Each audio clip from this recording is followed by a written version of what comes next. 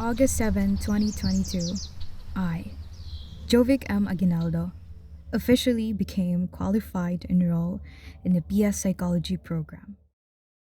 Looking back on my elementary and high school years, I was the kind of student driven by extrinsic motivation. My parents played a huge role in shaping how I approached learning and performing well in school. As a kid, the idea of doing it for myself was too deep for me to understand. And, well, both of my parents were OFWs, and younger me thought excelling in school was my way of saying, I'm doing okay, your sacrifices are worth it. I used to chase medals, certificates, and academic validation. They made me feel good about myself. And seeing my parents' proud smiles whenever I showed them my achievements, it made me want to do even better. It felt good to be praised, to be appreciated. And when my parents came home, I'd tell them about my achievements and collect their rewards. It may be a new gadget, or eat my favorite food, or just a few hours of video games. But as I grew older, those things started to lose their meaning. The happiness didn't last as long as it used to be. Praise began to sound like a routine, and recognition felt expected, as if my grades define me, not my effort. And when everything started to feel ordinary, the spark for learning dimmed. I stopped putting in the same effort like I used to, and soon enough my grades reflected that. It felt insulting not to see my name on the recognition list. Self-blame became my sister, and regrets waited like a best friend at the end of it. I couldn't even allow myself to get envious because I knew deep down I am my own antagonist. It was a feeling I despised. So I asked myself, how can I stop this demanding rabbit hole? Then I realized all along my motivation had always been external.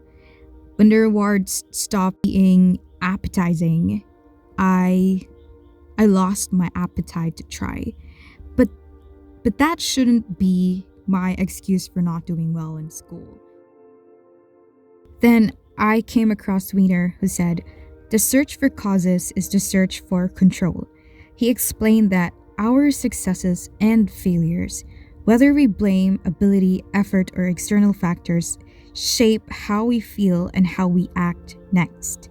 And I realized I believed my failure said something permanent about me instead of something I could change. So I started shifting my perspective. Instead of saying, I failed because I'm not good enough, I began saying, I didn't do well because I didn't put enough effort, and that's something I can fix.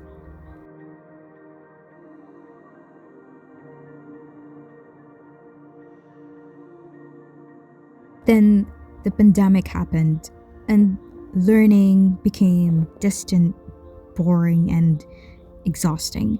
I started to notice the patterns of my own behavior, how my motivation depended on validation, how my emotions dictated my effort. Desi and Ryan's words resonated with me. They said, people are most motivated when they feel they are the origin of their own actions. Well, that line changed everything. Because I realized I was learning for praise, not for purpose. And that realization changed everything. Slowly, I began to take control again. I started reminding myself why I started and why I wanted to learn in the first place. And my answers redeemed and created a better version of me as a learner.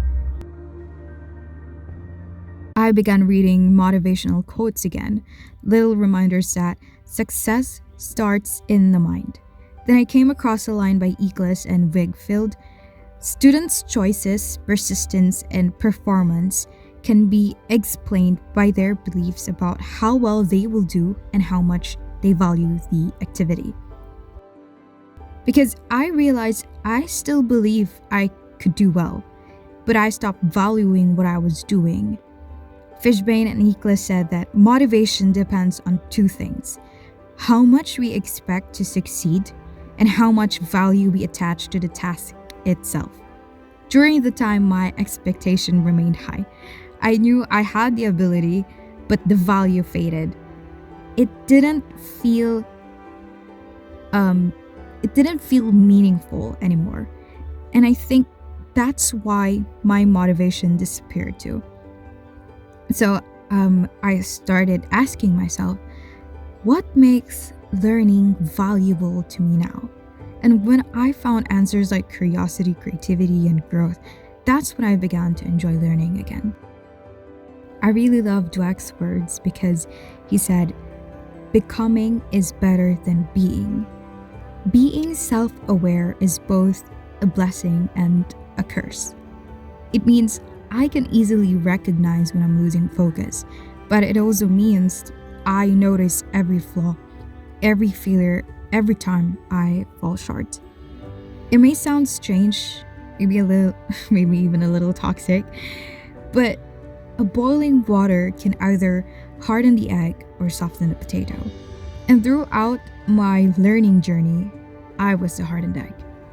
The pressure, the pain, the negative emotions, they became my drive to keep pushing. I used my frustration, guilt, and fear of failure as a fuel to prove something to myself. But over time, I realized that that kind of motivation isn't sustainable. It was taking away more than what I earned. And recognizing that helped me shift how I approached learning. I started to welcome more positive emotions into the process. I let my creativity flow and remind myself that learning is something I could share. Also, remind myself that growth doesn't have to hurt for it to be real. Motivation doesn't have to come from pain. It can come from inspiration, from curiosity, and most especially from joy. And whenever I started doubting myself, I go back to what I call my achievement gallery. My certificates, my medals, the photos of recognition days, the moments that made me feel proud. Not to chase validation again, but to remind myself that I've been that person once. If I've done it before, I can certainly do it again.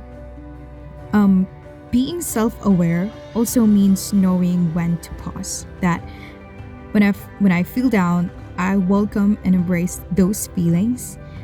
And when things are tough, I turn to God, praying and asking for strength, which is very important.